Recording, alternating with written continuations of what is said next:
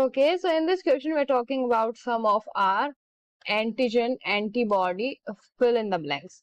So first one, we have that the antigens, they would bind to antibody, and after that they would mark them for destruction.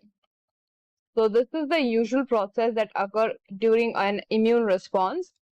These antibodies, these are some kind of proteins, and antigens, they are foreign particles. In this case, let's take the example of a pathogen. Now they would bind, so they would specifically bind and therefore make them a target for the immune response. So antibodies would bind to the antigens.